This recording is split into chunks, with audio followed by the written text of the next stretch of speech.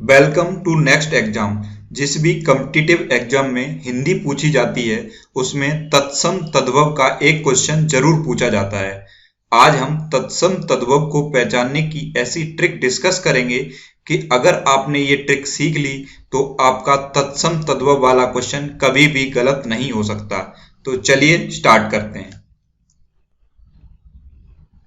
सबसे पहले तो तत्सम तद्भव होते क्या हैं। हम अक्सर कंफ्यूज हो जाते हैं कि तत्सम शुद्ध होता है या तद्भव शुद्ध होता है।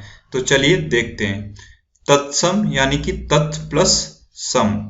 तत्सम का अर्थ है उसके समान, अर्थात संस्कृत के समान। ऐसे शब्द जो संस्कृत से सीधे आए हैं और आज भी उसी रूप में प्रयोग किए जा रहे हैं उन्हें हम तत्सम शब्द कहते हैं, जैसे अग्नि, वायु, सूर्य, पुत्र आदि।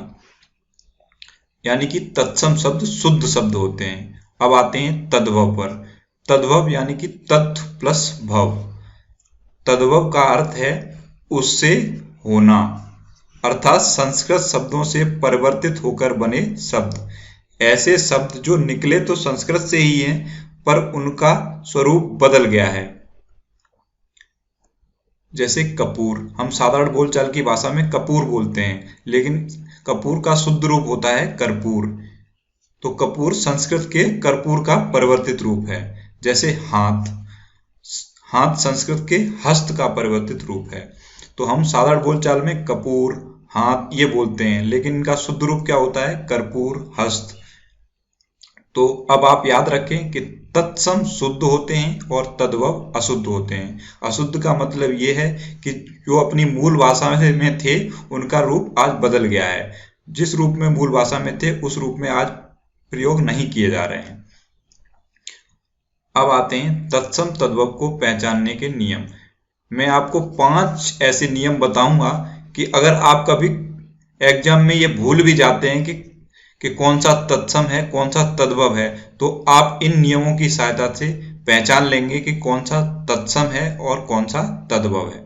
पहला नियम है कि छ का प्रयोग प्राय तत्सम यानी कि संस्कृत के शब्दों में होता है। तत्सम मैंने आपको बताया था, तत्सम क्या होते हैं? शुद्ध शब्द होते हैं।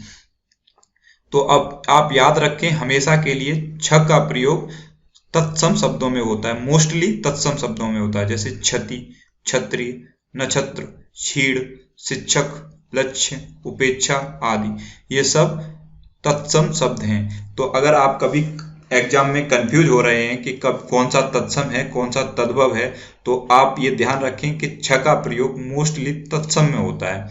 तो आप इजीली 2 शब्द दिए होंगे उनमें जिसमें छ का प्रयोग हो रहा होगा, तो आप अगर वो शब्द नहीं भी आते होंगे आपको तो आप इजीली डिसाइड कर पाएंगे कि कौन सा तत्सम है। जिसमें छ का प्रयोग किया जा रहा है वो तत्सम है।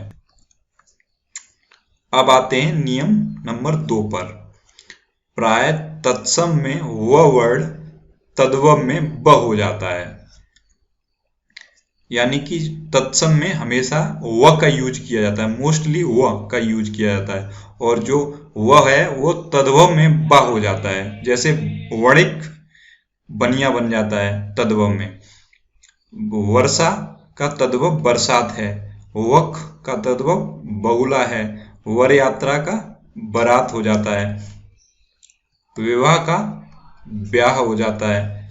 वानर का बंदर हो जाता है।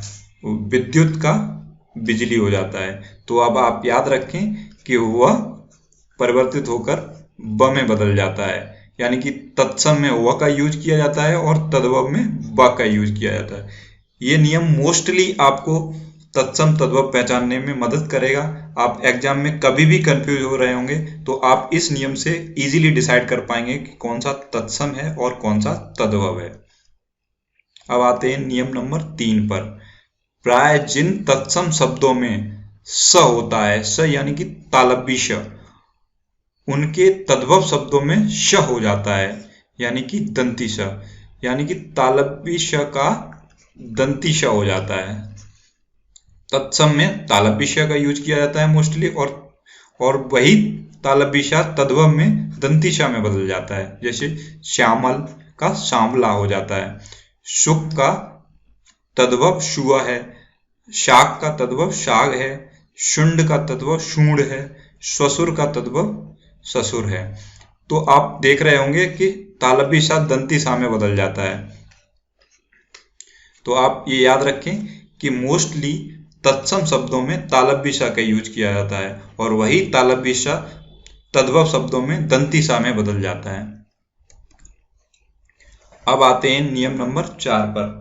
नियम नंबर 4 है प्राय रि का प्रयोग तत्सम शब्दों में किया जाता है। तो अब आप याद रखें कि रि का प्रयोग मोस्टली तत्सम शब्दों में किया जाता है, जैसे श्रृंगार, घृत, भ्रातृभार्या, मृत्तिका, इन सब में रि का प्रयोग हुआ है, यानी कि ये तत्सम शब्द हैं। जैसे श्रृंगार का तद्भव सिंगार हो जाता है, घृत का तद्भव घी हो जाता है, भ्रातृभार्या का तद्भव भाभी हो जाता है, मृत्तिका का तद्भव मिट्टी हो जाता है। तो आप याद रखें कि रि का प्रयोग मोस्टली तत्सम शब्दों में किया जाता है।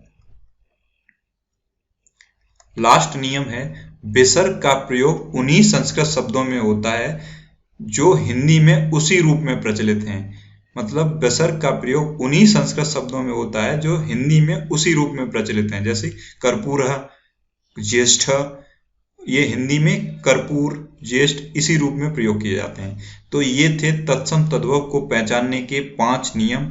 आप अगर ये 5 नियम याद रखेंगे तो कभी एग्जाम में आप भूल भी जाते हैं कि कौन सा तत्सम है कौन सा तद्भव है, तो आप इजीली पहचान लेंगे कि कौन सा तत्सम है कौन सा तद्भव है। इस वीडियो की PDF नोट्स आप हमारे फेसबुक पेज से डाउनलोड कर सकते हैं। फेसबुक पेज का लिंक मैंने डिस्क्रिप्शन में दे दिया है।